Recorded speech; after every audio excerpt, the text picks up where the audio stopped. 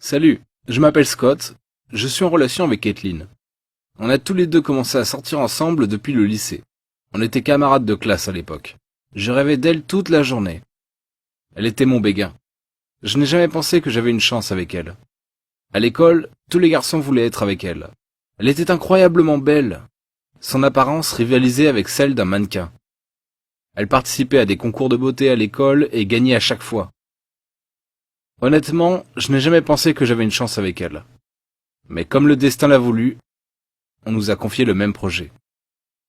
Nous avons commencé à interagir et parler.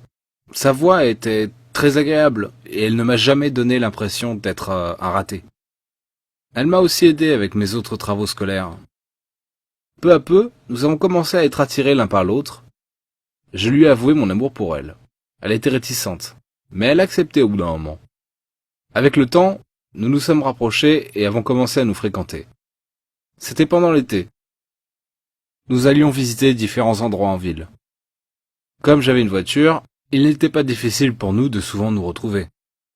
Quand j'ai commencé à sortir avec elle, elle a commencé à exiger de moi différents cadeaux.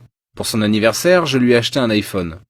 Au début, je pensais que c'était bien car elle était ma petite amie. J'avais l'habitude de lui acheter un cadeau pour une simple circonstance, juste pour la rendre heureuse.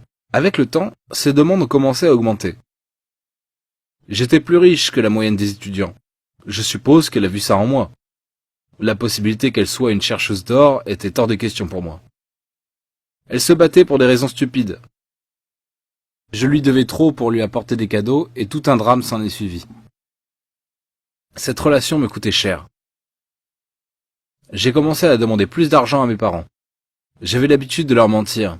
Je leur donnais des excuses, comme le fait que j'avais un projet scolaire, que ma voiture était en panne, etc. Avec le temps, j'ai été incapable de répondre à ces demandes. Alors, elle a commencé à me sortir des excuses. Nous avons commencé à nous rencontrer moins souvent. Un jour, je l'ai appelée et lui ai dit de me rencontrer immédiatement, car elle me manquait. Au début, elle était réticente à me rencontrer, mais je l'ai convaincue de venir. Nous sommes allés visiter le Sunset Point. Elle s'est appuyée sur mon épaule et m'a dit « Scott, je t'aime beaucoup, mais... » Elle a fait une pause pendant une seconde. Je l'ai interrompue.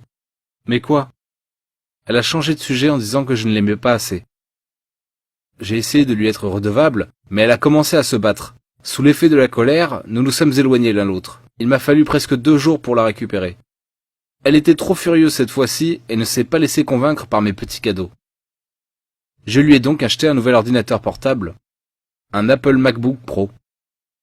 Dernière édition. Elle l'a accepté et m'a dit de ne plus jamais la mettre en colère. J'ai aussi appris que sa colère m'avait coûté beaucoup plus cher et qu'elle avait fait des ravages dans ma poche. J'ai été aveuglé par sa beauté et je ne l'ai jamais vue comme une chercheuse d'or.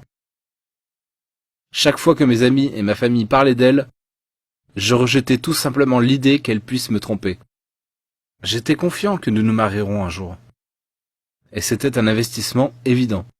Au fur et à mesure que le temps passait et que d'autres élèves commençaient à l'approcher, elle a commencé à être condescendante sur sa beauté. Caitlin disait toujours que les autres garçons allaient vers elle, mais elle ne répondait à aucun d'entre eux. Comme s'ils étaient inaptes pour elle. J'ai toujours pensé que j'étais chanceux. Elle m'utilisait et me manipulait en me faisant croire que j'étais son seul véritable amour. Pour notre dernière année, nous avons eu un nouveau professeur d'histoire. Il était assez jeune et beau. Il avait un œil sur Caitlin. Son comportement était louche. Il était trop aimable envers elle. Caitlin aussi aimait ses avances. Il avait l'habitude de l'appeler après la fin des cours. Je n'ai jamais su ce qui se passait entre eux. Elle a commencé à se disputer avec moi plus souvent. J'ai observé différents types de sacs, montres et autres objets de marque. J'ai compris qu'il se passait quelque chose avec elle. Au bout d'un moment, je les ai vus ensemble en train de visiter un café ensemble. J'ai ignoré le signe. J'ai pensé que peut-être elle lui rendait visite pour un travail. Juste après cela, 2 jours plus tard, alors que j'errais dans les couloirs, j'ai entendu du bruit dans une salle de classe supposée vide. Le bruit était assez imperceptible. Juste par curiosité, je suis allé vérifier.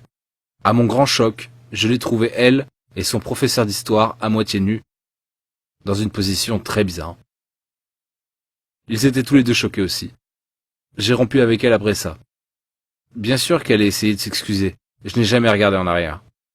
Morale de l'histoire, soyez prudents de ces chercheuses d'or.